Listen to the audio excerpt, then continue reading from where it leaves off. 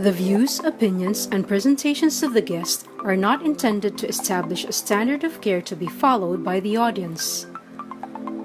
Always seek the advice of your physician or other qualified healthcare provider with any questions or concerns you may have regarding your health.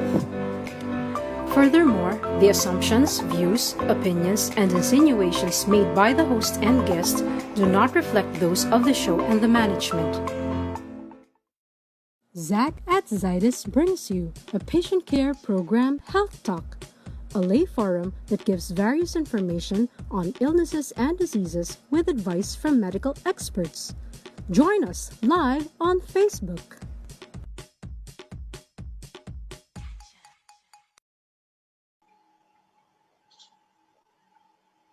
Hello everyone and welcome to Health Talk. My name is Port Sagaba, your host for today. And today we will be learning about growing through grief, cultivating compassion amidst the pandemic. Magandang hapon muna sa lahat ng mga nakikinig ngayon from Luzon, Visayas, and Mindanao.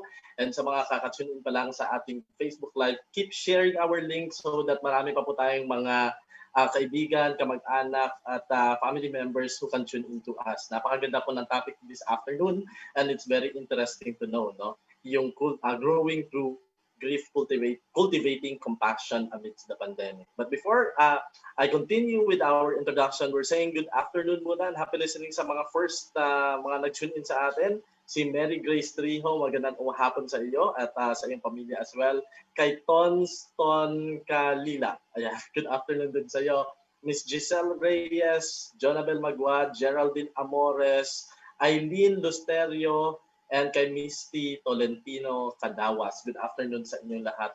I hope you're doing fine. And sa mga kaibigan din natin who's tuning in sa kanilang mga sasakyan, keep safe po, lalo na dito sa Metro Manila, hindi maganda yung panahon ngayon. And also, I'd like to say, our apologies if ever hindi maganda yung signal sa inyo today or this afternoon because of the weather, but nonetheless, let's move on. So this topic will talk about the different reactions to COVID-19 crisis using the 5 stages of grief, which later on we will learn about in a while. We will also learn about the importance of compassion for others and ourselves as well. But what's more interesting about this topic is the current, the concept of post-traumatic growth that will be reflected upon as a possible outcome of rebuilding amidst life challenges. So yan po yung abangan din. Today we are joined by a psychiatrist, Dr. Kenneth Ross Habate, who is a fellow of the Philippine Psychiatric Association and the Philippine Association for Child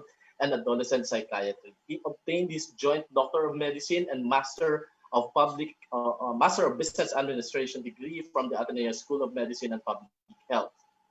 He completed his trainings in General Adult Psychiatry and Child and Adolescent Psychiatry at the Medical City Hospital in 2015 and 2017 respectively. He also obtained a Master of Science in Child and Adolescent Mental Health degree from King's College London in 2019 and has co-authored articles on different topics on mental health in the following academic journals. You have the Philippine Journal of Psychiatry, the World Psychiatry, and the International Journal of Culture and Mental Health. He also has given talks on mental health to various companies, government agencies, and educational institutions. Currently, he is affiliated with the Medical City as consultant psychiatrist and coordinator of school mental health services. Ladies and gentlemen, let's all welcome Dr. Kenneth Ross.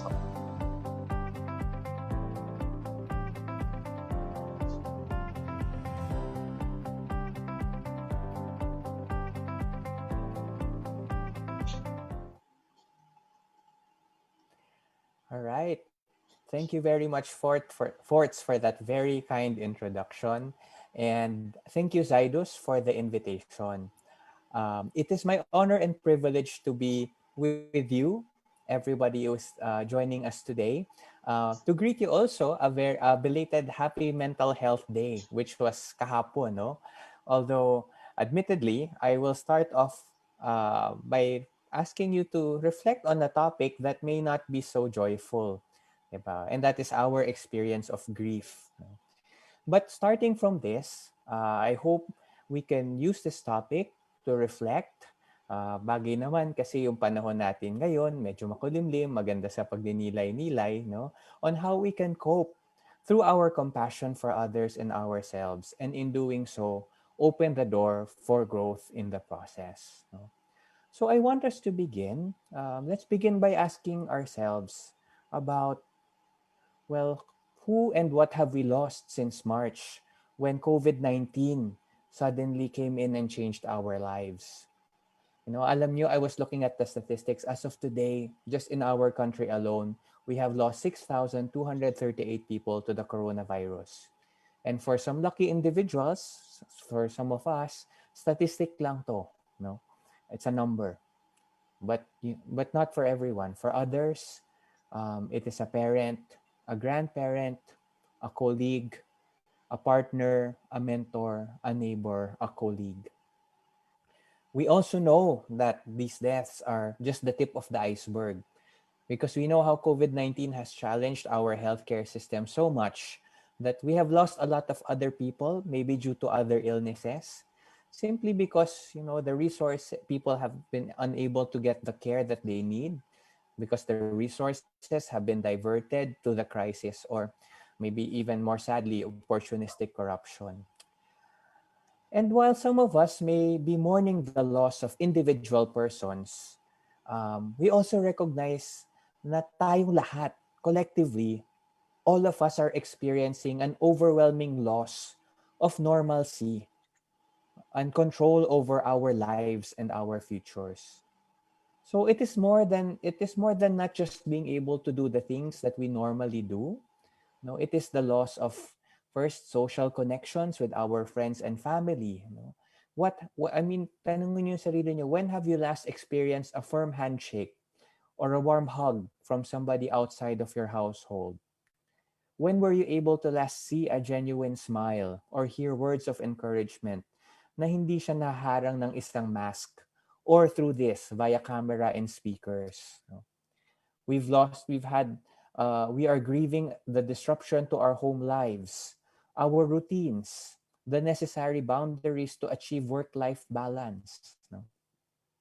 And we are grieving barriers to participate meaningfully in work. No, those from working from home can attest how challenging it actually is, no, and how we probably miss the office.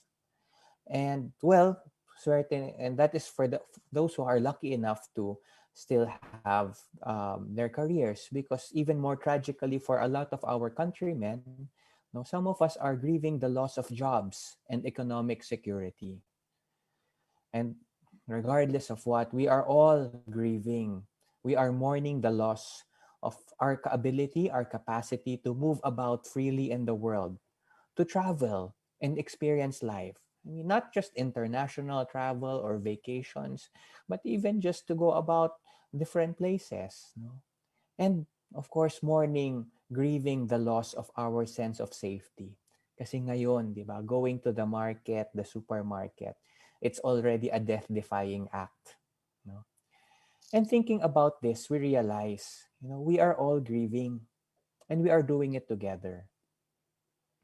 Additionally, the anxiety that some of us may be feeling now can also be in part yung tawag nilang sort of grief known as anticipatory grief. No? So anticipatory grief is the feeling that we get when we are uncertain, hindi tayo sigurado about what the future will hold. It's not just it can be death of our loved ones, especially when we think about them getting sick and what can happen, no? But also grief over the future we imagine, no? Kasi right now there's so much unknowns. Like it's as if alam natin may bagyong paparating, there's something bad out there. This virus, it's very confusing for all of us, no? So our primitive mind, our brain knows something bad is happening, pero you can't see it, no? Which breaks our sense of safety, and we are feeling that loss of safety. And which is challenging because unhealthy anticipatory grief, parang napapaisip tayo about the future. I mean, the worst possible future that may happen. No? So how do we deal with this? So I am a psychiatrist, so I deal a lot with yung mental health aspect na medyo dun sa part na illness or abnormal. But I'd like to remind everybody that grief is actually a very normal process. No? Hindi naman natin sinasabi na ang isang nagluluksa ay kailangang ipa-psychiatrist, no? Unless there are parang very severe signs. No? But therefore, it helps us realize that grief is something that we just have to all go through. No? Otherwise, yun nagkakaproblema. No? And to help guide us in our understanding of this, we look to the writings of the grief expert, si Dr. Elizabeth Kubler-Ross. So she's a psychologist who gave us our first clinical insights into this, somewhat universal process of how human beings grieve.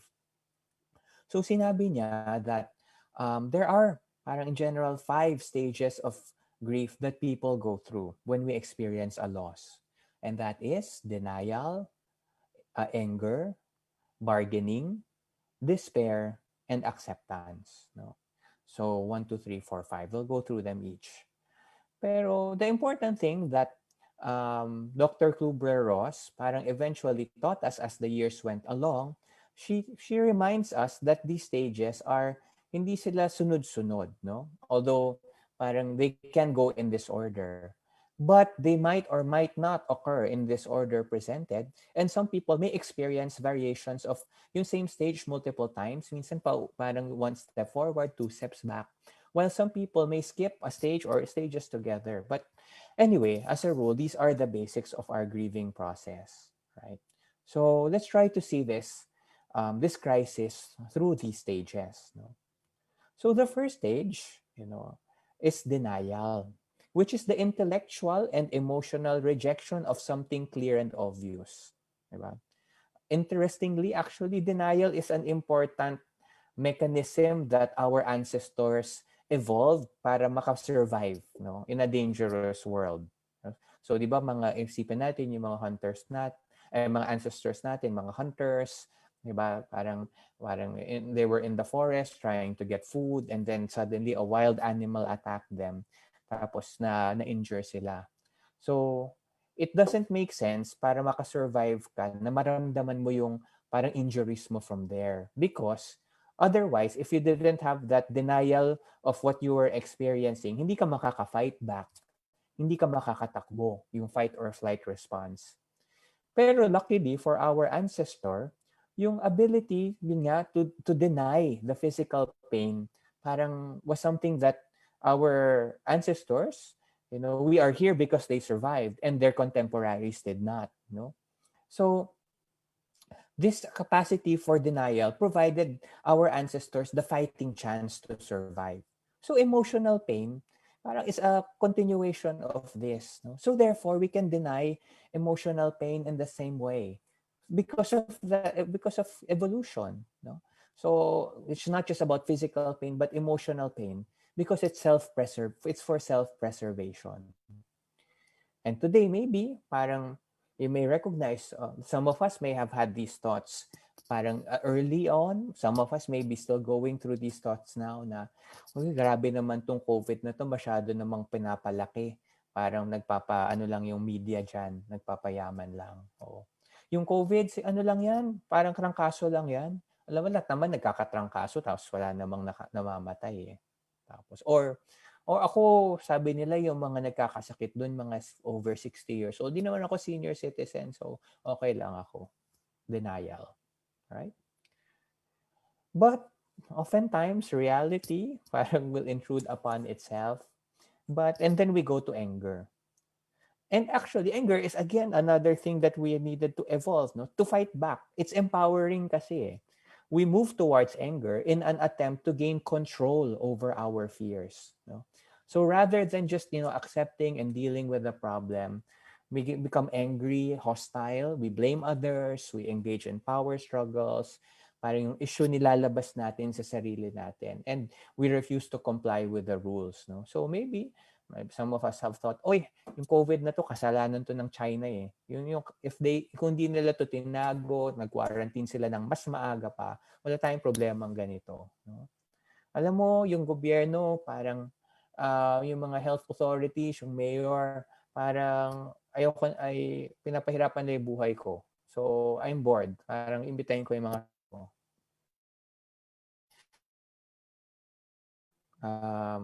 So that's anger, no? And often at times anger parang will eventually move on to another form of, I think it's still close to denial, but in a different way. This is bargaining. So when the denial breaks down and we start to acknowledge the reality, pero hindi pa tayo ready to give up yung sense that we have control, right? So naghahanap tayo ng compromise. 'Di ba sa ang bargaining sa Tagalog na tumatawad ka. We're trying to compromise to find an easier and less painful way out. So like for example, saying, "Oh, you know what? I think it's okay parang if I spend time with others, basta mag-wash hands sila bago kami magkita." No? Tapos or nakikitawag ka sa situation. Hindi, alam mo yung mga people lang who look sick, yun naman yung may COVID eh. So I'll be fine as long as stay around people who are healthy, right? And then parang unfortunately, reality is reality, and parang and we know, for example, um, in the United States, parang even world leaders who have tried to deny this, and then they eventually come face to face with the fact that they cannot escape, no matter kung ano mang words, parang words cannot fight away this virus, no, and the situation that it brings about. And so for some of us, that leads us to despair, diba? Or depression, okay? Which occurs when reality finally sets in, wala nang room for denial, and therefore there is a sense of hopelessness, a feeling that we are fully disempowered and all is lost. So kasama usually dito sa despair yung self-pity. We think that nothing can help now despite evidence to the contrary. So imbes na puro hope, parang to the other extreme, totally hopeless.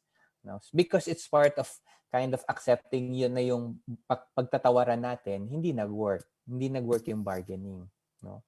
So it may sound like, ay nako, I can't go to work, I can't earn money, so at the end I will probably be broke and homeless. Alam mo, this epidemic, ito na yung new normal. So wala na, parang yung kumpanya namin, parang wala nang yung lahat ng mga plans namin nasira na. So goodbye to my hopes and dreams, no? Or on a personal level, alam mo, matanda na ako tapos high risk siguro, tapos mamamatay siguro ko alone. So nobody probably can help me when the time comes. No? So that's despair. No? And it can be one of the toughest things to deal with. Especially if we come from a stage na nilalabanan natin siya kasi nawalan na tayo ng fight. Right? But ang sinasabi nga ni Dr. Kubler-Ross, kailangan lahat pagdaanan yun in order to come to the stage of acceptance, which way occurs when we finally acknowledge and surrender to the facts, whatever those facts may be. When we reach this stage, we can stop denying and fighting reality, and we can start dealing effectively as we can with what has happened and what is happening. So perhaps like words like, thoughts, I can't control the pandemic, but, I can do my part by, social, physical distancing, washing my hands, just trying to do what I can. The fact that I can't leave my house doesn't mean that my life has to stop. I can still connect with my friends and family via phone, via internet. I can also enjoy the extra time I have with my partner, my kids, my pets. Diba? Or maybe, the world is going to change, but maybe when all this is over, we will be kinder to one another. All right. So, yun. But how do we move towards that, no? Because, I mean, for vast majority of us, I think we will get to that point of acceptance. Hopefully, a lot of us have gone to it at this point. But if you're having a difficult time, here are some tips. No? Number one, acknowledge your feelings. The most important way to get to this final stage of acceptance is exactly that. Do the opposite of denial, meaning you name your emotions and allow yourself to feel them. Because oftentimes we tell ourselves we shouldn't be feeling this way. Stop and just really acknowledge your feelings and emotions. And it's also important to recognize that your feelings are unique and not to compare the way you are feeling to others. Because you need to allow yourself to feel your sadness and fear and your anger. But also, we need to find balance in our thoughts. Kasi when we talk about anticipatory grief, di ba nag-iisip tayo ng mga worst case scenarios? But the key here is not to ignore these feelings, but rather to balance them out with positive thoughts. So, parang if you find yourself thinking about those worst case scenarios, parang i-balance mo lang siya with the best. How about the other outcome, no? For example, if everybody, kind of works together, we can contain this virus and then we can go back to normalcy as soon as possible. And also very important, acknowledging that many things are not possible now. Pero that doesn't mean that they can't be there in the future. No? But allowing yourself, therefore, parang while we're waiting for that, to live in the present. Because that's what anticipatory grief is, eh? Parang living in the future of all, and usually a bad parang imagined future. So if you feel yourself starting to get carried away about worrying about the future, to calm yourself, you need to come back to the present moment. Remind yourself that what we are doing right now is the right thing. No? We are doing what we can. I mean, staying home when we should, no, and then in doing that, we're saving lives. And therefore, it's also important to let go of the things you cannot control and to focus on your energy on the things that you can. Kasi marami akong, mga patients ko, kaya sila na-overwhelm ng anxiety kasi iniisip nila palagi yung mga bagay na wala sa kamay nila eh. And this is what the COVID-19 crisis has reminded us. Ang daming bagay na wala sa ating mga kamay, no? So focus on these things. And finally, it is an important time to think about how we can compassion. How when somebody is going through grief, paano pa tayo makitungo sa kanya? 'Di ba? We treat them with compassion, no? But we also treat with ourselves with compassion, and we'll talk about that, no? So everybody deals with grief and stress in different ways. People are going to have different reactions. Yun nga, different stages of grief, di ba? So, ikaw possibly nasa despair ka, pero yung kaibigan mo nasa denial stage pa. So, ang hirap nun, no? But so just be patient and remember that this may be a reaction to this person's grief and stress during this time. And maybe just try to check in with people and try to maintain that sense of social connection where you can, however you can. On the other hand, if you find yourself needing a bit of space from people, okay lang din yun. The most important thing here, so that you can be authentically, genuinely kind to others, is to be kind to yourself. And to exercise compassion to others, we need to be compassionate to ourselves. What does that mean? No? So, I'd like to talk about the second part of my talk, which is self-compassion, which involves treating yourself in the same way you would treat a friend who is having a hard time. No? Even if your friend, failed or is feeling inadequate or facing a tough challenge. No? Alam mo yung kultura natin, di ba, maraming emphasis on being kind to other people, our friends, our family, our neighbors na nahihirapan. Pero pag sa sarili natin, parang hindi masyadong priority. So self-compassion is a practice in which we learn to be a good friend to ourselves, especially when we need it most, so that we become an ally, kasangga, rather than an inner enemy. No? Pero di ba, typically, we don't treat ourselves other as well as we treat our friends. Because di ba sabi yung golden rule, do unto others as you would have them do unto you. Pero isipin mo what you do to yourself minsan. So, maybe just a thought experiment. So, imagine mo may best friend ka at tinawagan ka niya after she just brinik siya ng partner niya. And this is how the conversation goes. No? Hey, friend, kamusta? Tapos, sagot siya, I'm feeling terrible. And she's in tears. This guy that I've been dating, alam mo, siya yung first guy na I really liked since my last parang breakup a long time ago. No? So last night, sabi niya sa akin, I was putting too much pressure on him and he just wants to be friends. Parang wasak na wasak ako ngayon. So, so yun sabi ng friend mo. And you respond, well, to be perfectly honest, alam mo siguro ano ka kasi matanda ka na, tapos pangit ka na, overweight, medyo nakakainip kang kausap, tapos alam mo parang ang needy mo kasi tsaka dependent eh. So alam mo kung ako sa'yo, parang siguro mas maganda mag-give up na lang now kasi there's really no hope of finding anybody who will ever love you. I mean, frankly, you don't deserve it. Would you ever talk about this way to somebody you cared about? Of course not, no? But strangely, isipin mo, this is precisely the type of conversation we have inside of our heads in this situation, no? Or worse. So with self-compassion, we learn to speak to ourselves like a good friend. I'm so sorry. Are you okay? You must be so upset. Remember, I am here for you and I deeply appreciate you. Is there anything I can do to help? So, although a simple way to think about self compassion is treating yourself as you would a good friend, the more complete definition involves three elements, no? Self kindness, common humanity, and mindfulness. So we've talked a little bit about self-kindness. But it's when we make a mistake or fail in some way, 'di ba, we were more likely to beat ourselves up, 'di ba? Pero think of all of the other people, the caring, generous people who pero pag sila na parang they tear themselves down. Baka ikaw 'yun, no? And self-kindness counters this tendency so that we are as caring towards ourselves as we are to others. So rather than being harshly critical when we notice personal shortcomings, we are supportive and encouraging and aim to protect ourselves from harm. Instead of attacking ourselves for being inadequate, we offer ourselves warmth and unconditional acceptance. And similarly, when external situations are too challenging, too difficult, we actively soothe and comfort ourselves. And important with that is a sense of common humanity.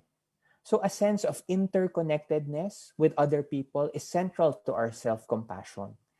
It's recognizing that all of us human beings are flawed, works in progress. No?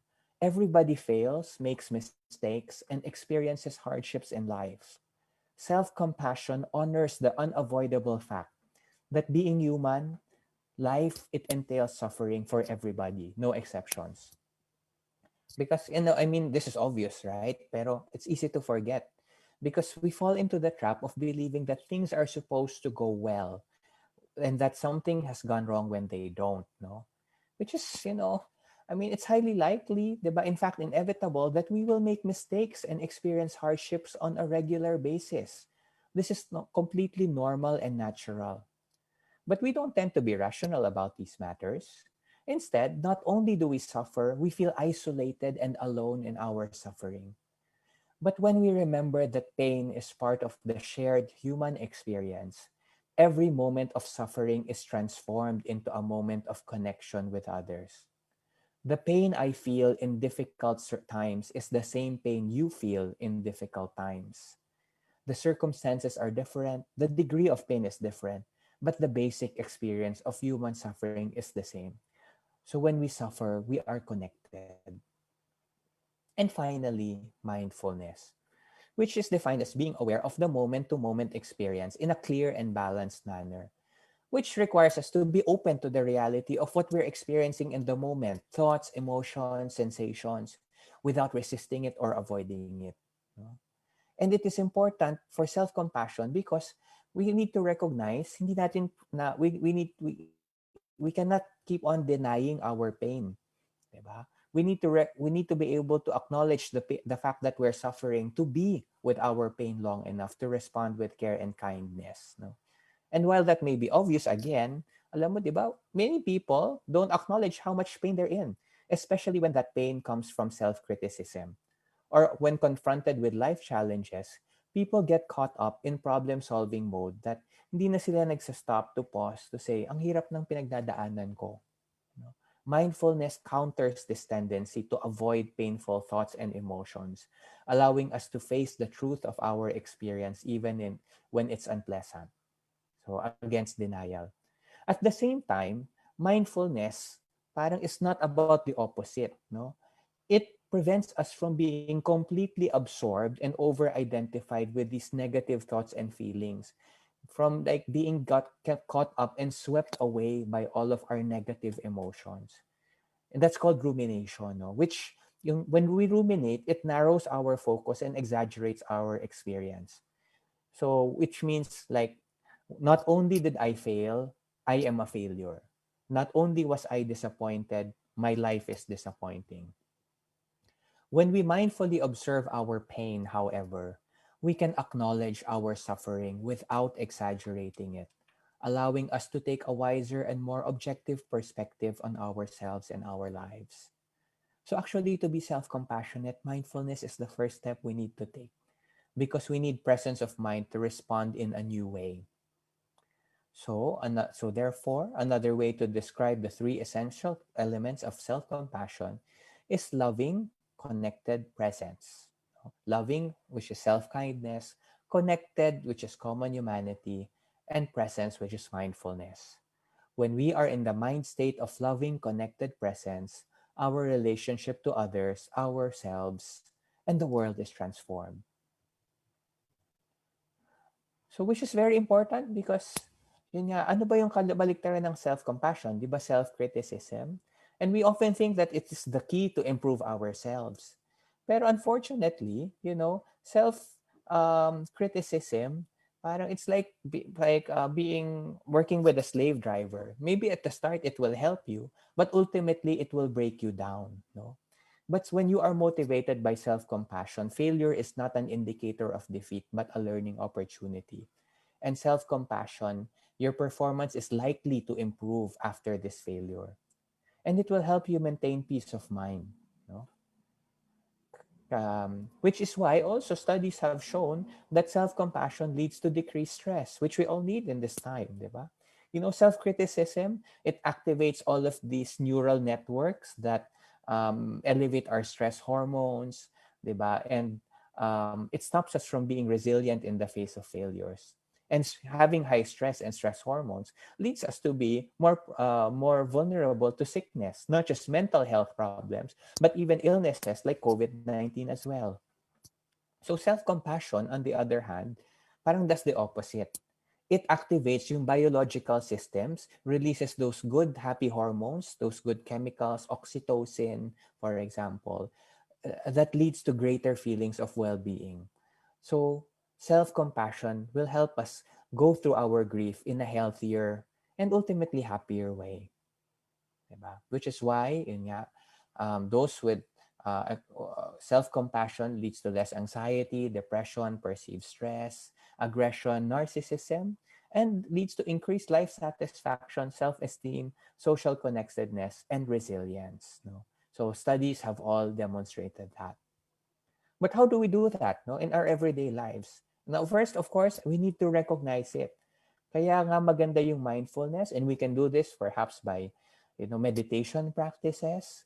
And there are apps that can guide us to do this because by contemplating and relaxing, we can begin to loosen the grip of self-critical thoughts and emotions. Or maybe, if you have time this Sunday, right, maybe first be mindful. Ano ba kaya yung mga negative thoughts na sinasabi ko sa sarili ko? Write them down. And then question these thoughts. Sasabihin mo ba to sa isang good friend mo? Diba? And when you have started to question how harsh you have been to yourself, maybe do the opposite. Maybe one way you can do that, a practice, is to write yourself a letter. Imagine that you are writing to your friend what a compassionate friend would say to you. Write it down, keep it, and save it for a rainy day so you can read it later. And maybe something that's very easy to do, develop a self-compassion mantra or motto, no? Easy to remember self-compassion phrases that you can remind yourself, no? Diba when you fail, ang daling sabihin, ang ano ko kasi, ang hina ko kasi, ang bobo ko kasi, no? So try to find something to counter that, no? Maybe words like, and here are some suggestions. I accept myself as I am. I am enough. I am worthy of compassion. I forgive myself and allow myself inner peace. Today, I will treat myself with kindness. Like any human being, I have strengths and weaknesses, and that's okay. I give myself the gift of unconditional love. So all of these, parang choose what sticks to you. If you want, make something for yourself. And whenever you find yourself excessively criticizing yourself, just try, even if it doesn't feel right at first. We have to fake it till we make it, no? to to tell yourself something that is self-compassionate, right? Because in these hard times, really, it makes so much more sense, I think, to be kinder to ourselves, because that's what we need to survive. Diba nga sabi na, because we just have to wait. Sabi naman ni Dr. Anthony Fauci and the lessons of human history, they assured us that pandemics will end. That this pandemic will end. No? And as the philosopher Friedrich Nietzsche said, what that which does not kill us makes us stronger. No?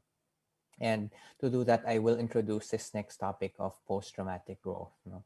So some of these pictures, to bring home the point, these are pictures come from Leyte in the aftermath of Typhoon Yolanda. No?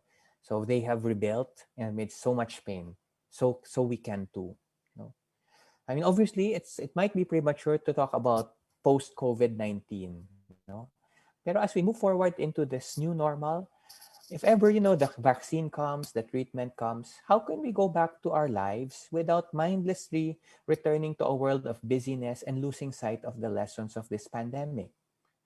And what I would like to offer is something we can look forward to at the end of surviving the trauma, right? Which is post-traumatic growth.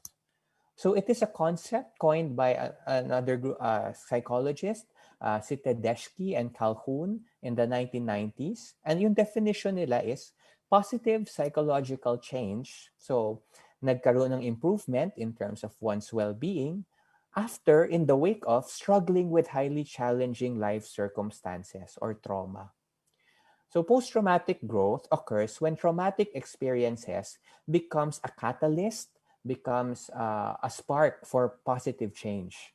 And alam naman natin, like from various religious tradition, this is something that we know, no? But the potential for PTG goes far beyond simple self-improvement or making the best of a bad situation.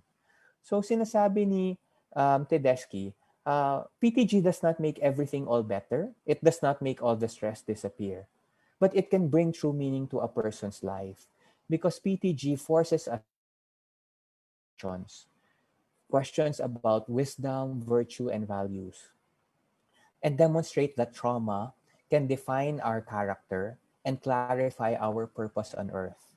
It can lead us to passions and pursuits that positively impact the world around us. And we can all experience PTG, no? And but there are some features that we know can make it more easy to experience it, no, more likely to experience it. That is a more serious hardship or trauma, meaning a life-threatening illness, for example, nadapa ka, versus that, no. So it offers greater potential for PTG. The other critical feature that facilitates PTG is the willingness to reflect on rather to avoid thinking about, deny, suppress the trauma or hardship. Diba? Actually, that's mindfulness. Diba? It's a capacity for sitting with the experience of emotional pain that opens the door for post-traumatic growth. And to what extent this COVID pandemic can be called a trauma may not be clear for some time, di ba? Because we're still going through it. But now is the best time to think about your post-traumatic growth before we are thrown back into life as we knew it from before.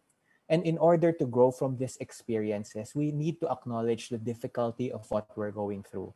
We need to sit with the death toll, the loss of livelihoods and businesses, the chaos and exhaustion of our loved ones, no? And we must pause and sit with the lessons that resonate with us personally.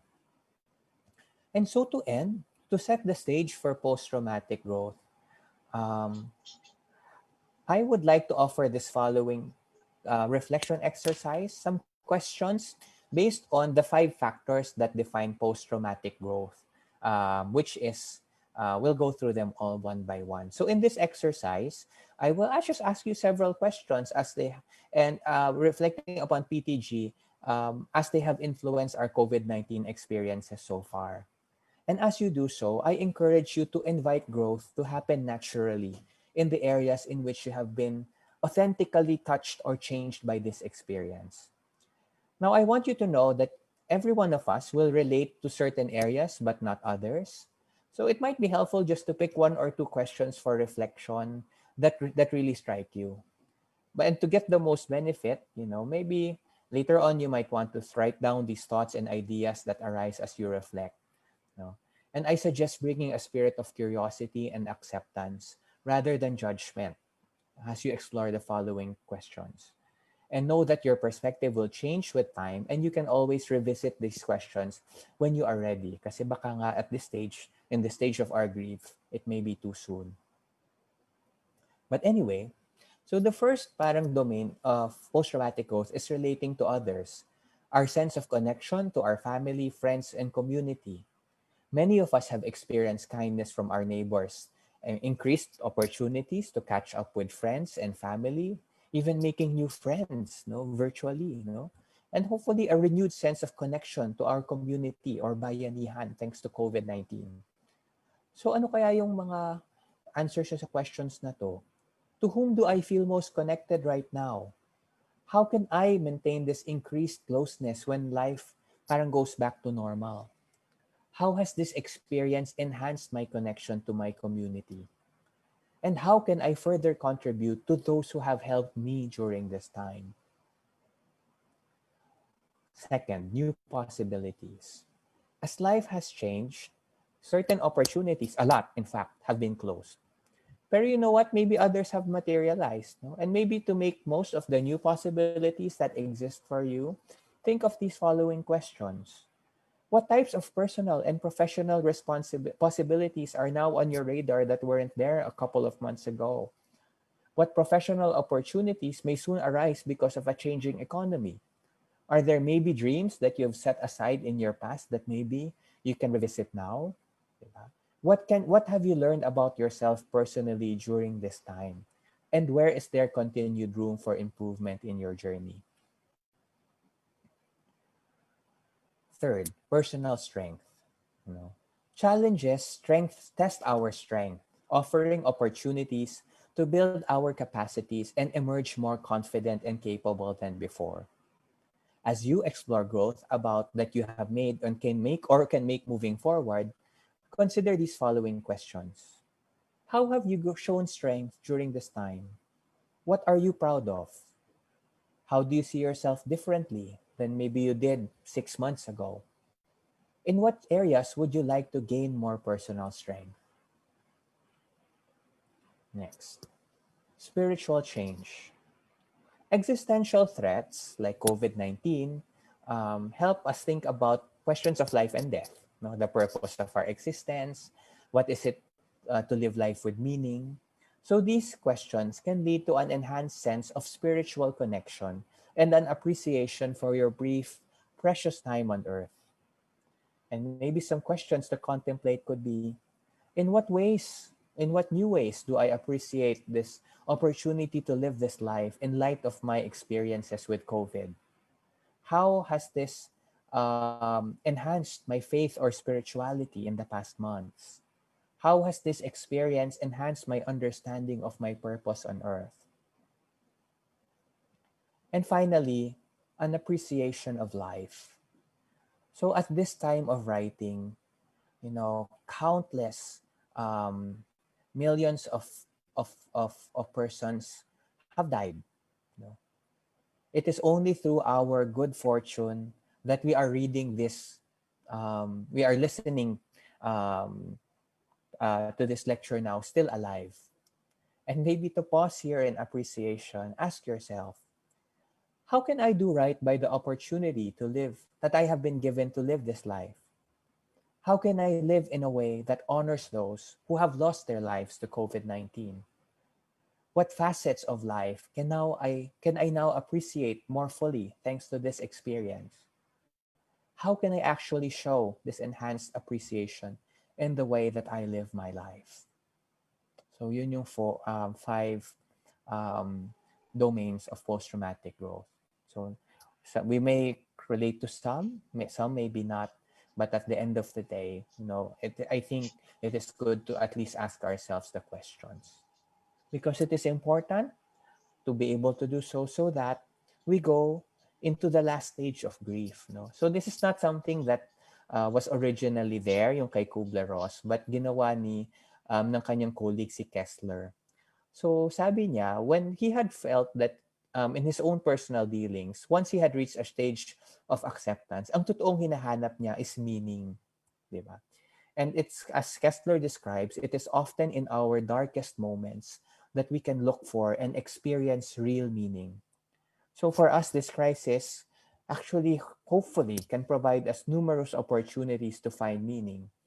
Maybe as a parent, spending more time playing with your child, learning parang different ways to connect with people far away from us geographically through technology, and hopefully appreciating the freedom of getting outside for simple things, no? Getting the sun in our faces and getting to exercise.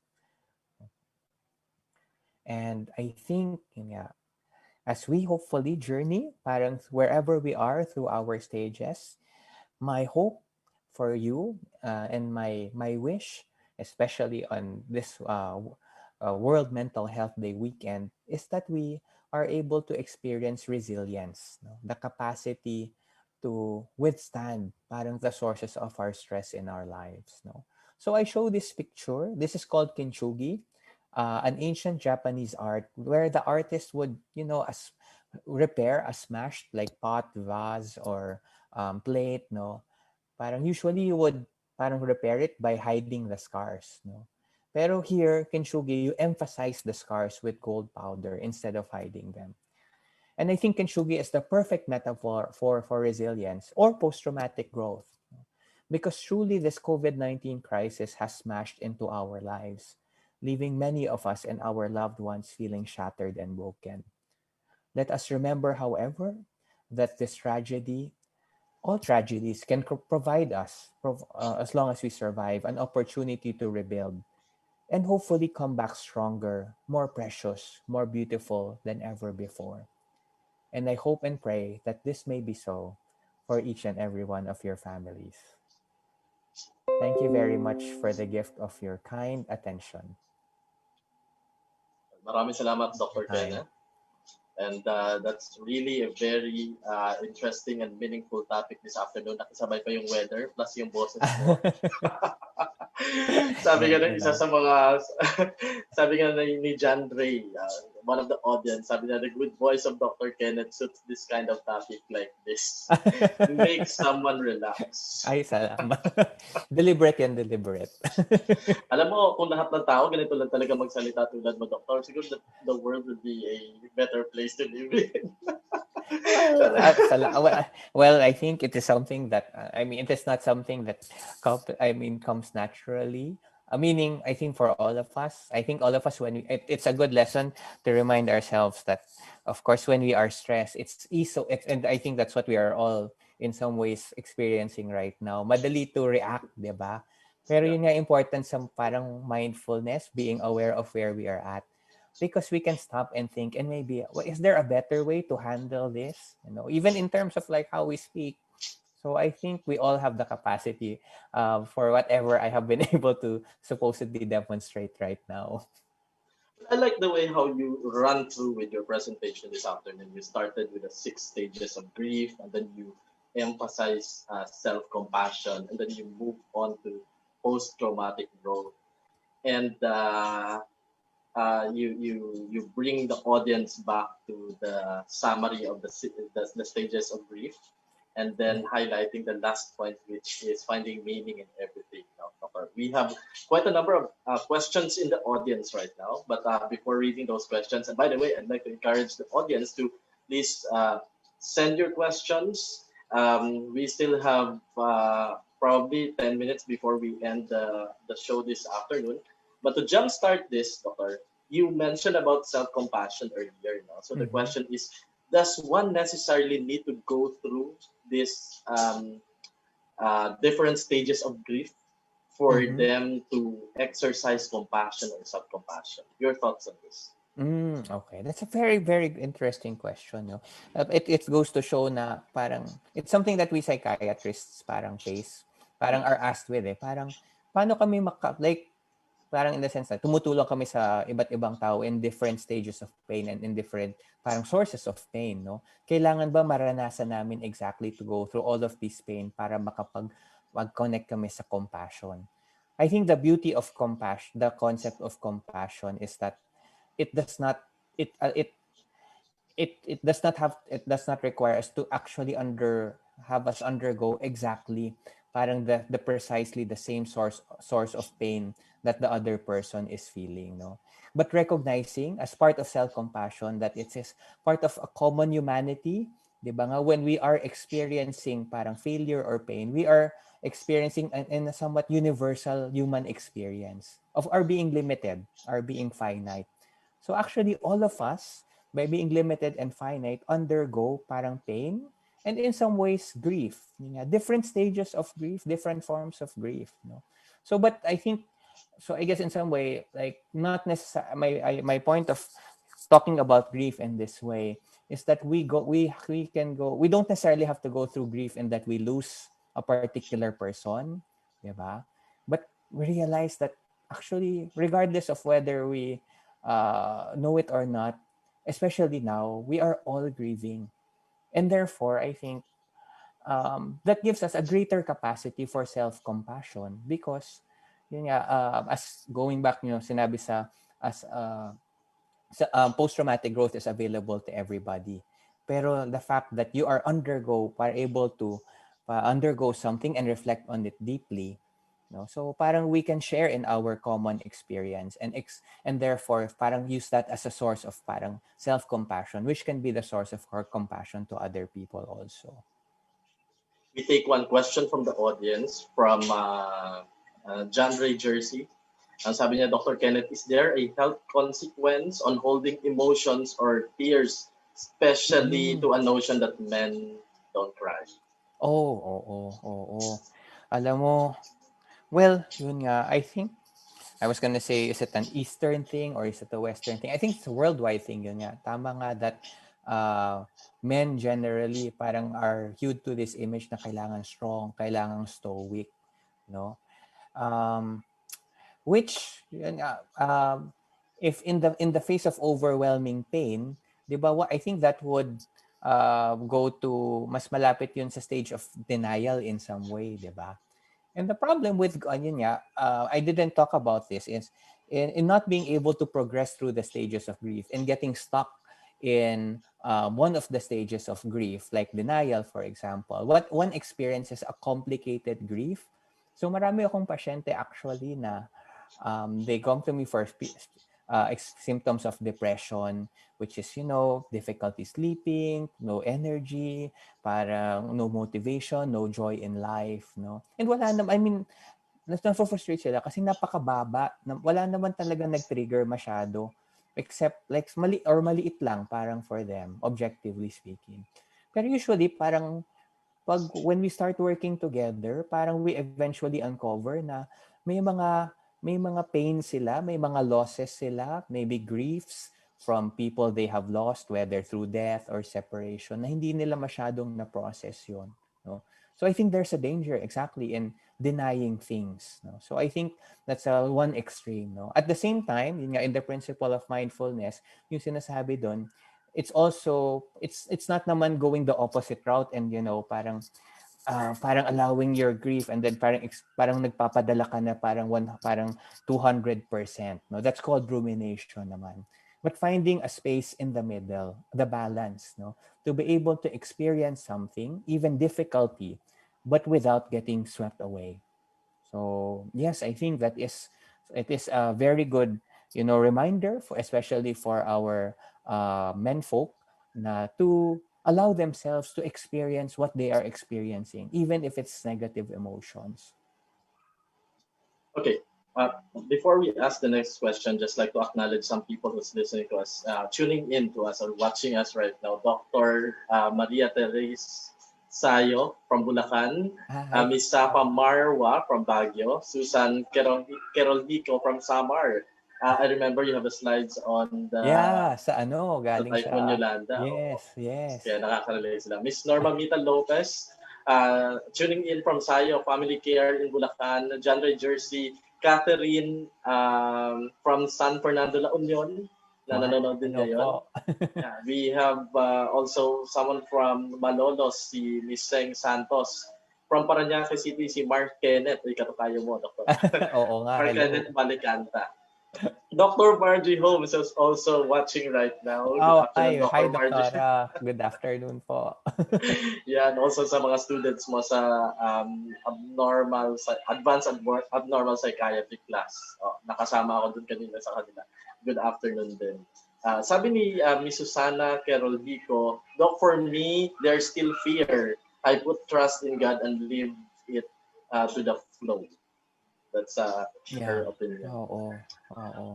From Alma, sabi niya, focusing on how we process and reflect on post-traumatic growth inventory will make us stronger and optimistic of our future. So post-COVID era in particular. Thank you for sharing this Mm-mm. topic, Doctor.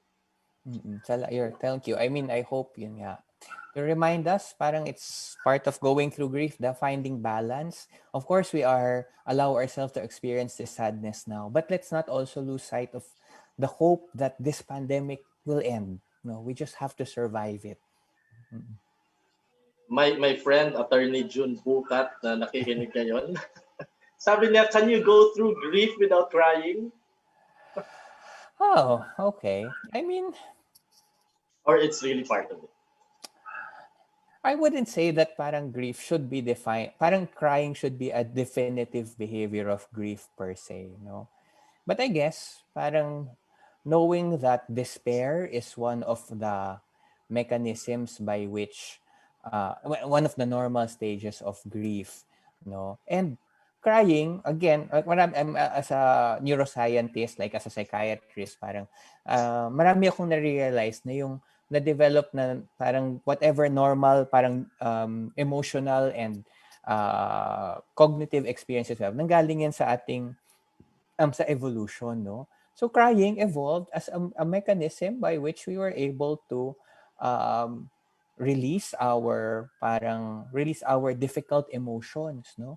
Actually may mga aral nga doon parang sinample nila yung mga tears, forts, parang inanalyze nila chemically yung mga luha, especially coming from people with grief, no? So, kasi may mga umiyak na hindi ka lumuha na parang hindi ka naman nagluluksa talaga yung fake crying, parang gano'n. So kinumpare nila actually yun, naalala ko lang to bigla. Tapos yung mga tears of somebody who was grieving, may mga toxin siya. So ibig sabihin, the act of parang crying, parang in the midst of grief, literally helps us release these bad chemicals in our bodies. So it is important, I think, to give yourself permission to cry because it's a very normal response. No? Now, as to whether the situation you are grieving over demands that intense response, yun naman siguro nagva-vary. Pero especially in the midst of a deep parang pain, especially if you've lost somebody, for example, or something parang very important to you during this crisis, then it would be very important to give yourself permission to cry. Thank you for that insight. We're saying also good afternoon or good morning from our friend from Dubai, si Donna, na Wow. nanonood ngayon. Magandang araw sa iyo. Dr. Rhea Concepcion is also watching with us. Hi Good po, afternoon. Also, shout out kay Tons and kay Miss Maricar Lordiaga watching from Bulacan. Here's another thought, Doctor. Talking about compassion, sabi ni Michelle Pardo. When we learn about someone we know got positive, instead of being concerned about those whom they got contact with, maybe we should also think of asking them first how they are. Kamustahin muna natin sila, kamustahin natin ang mga nagkasakit. Madalas nakakalimutan sila because people are more focused on checking kung sino yung nakausap o nakasama nila. Important yun, no? And I think we have to do that. Like, yung nalala ko to, sinabi rin to ng isang webinar ng mentor ko, si Dr. Batar. Like, early on in the pandemic, parang people were, and maybe in other settings, ganun pa din, yung mga healthcare workers or those that were infected, para silang ginagawang mga leproso. Like, wina-wall off sila, or yung iba, parang tinataboy. Okay? I think it's the reflection of people's fear. Parang not of these persons but of the virus. So parang nagkasang tao yung parang yung object of their fear through these persons, no? Which I think yun nga parang what does that do? Does that help? Parang not really. Diba? Kaya important, napakaganda ng advice ni nung nag-comment na yan, because what else can we do in the face of this crisis except to react parang with compassion with ourselves and for other people as well. Thank you for that, Doctor. From Randy, Maria Evelyn Dinos, watching from Cavite, magandang hapon sa iyo. And sabi ni John Dre, learn something today, tears releases toxins. Ako din. Actually, natutunan, ngayon ko lang nalaman ko. No? I'll burst out these emotions later. Oh. Okay. Guys, it's now a minute after 4. Wala na tayong oras, as much as we would love to, talk about this more in length, but we're bound with some time limit. Maraming salamat po sa inyong panonood. And also, thank you very much, Dr. Kenneth, for gracing us in this afternoon's episode of Health Talk. Maraming salamat din. It was my privilege and parang pleasure. Thank you very much, Forts, for the invitation. And thank you very much to Zydus Neurosciences for being able to allow me to share this with our audience today. Yeah. And there you have it, mga kaibigan. That's it for this episode of Game Boys. The pandemic has brought us loss, our lives, livelihood, our hopes and dreams. We all are emotionally affected in one way or another. Whatever we're going through right now, I hope that this topic has helped us a lot to create steps on how to move on. It's not going to be easy, but it's important that we take the first step. My name is Sports Agabay. Join us again next Sunday for more medical-related topics, only here on Health Talk. And don't forget to like and follow our FB page so you get notified with our activities whenever it pops up. No? I will leave you with a music video that won 3rd place in the recent first virtual music video competition of the Philippine Medical Association. It's entitled Lean on Me by Musica Tria, where Dr. Kenneth is also part of it. So I hope panoorin niyo po ito. I hope this song will minister to you as well. Maraming salamat and have a great Sunday.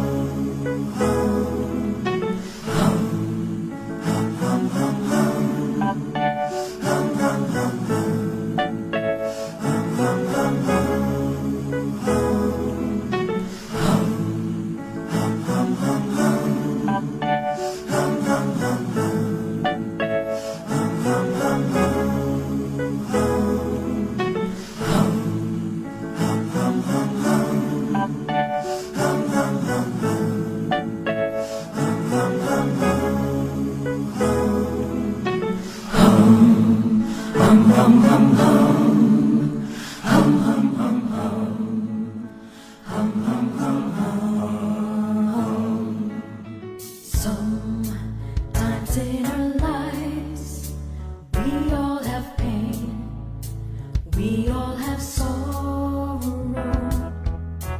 but if we are wise, we know that there's always tomorrow. Lean on me when you're not strong. I'll be your friend. I'll help you carry on, for it won't be long till I'm gonna need somebody to lean on. Just might have a problem that you'll understand. We all need somebody to lean on. Lean on me when you're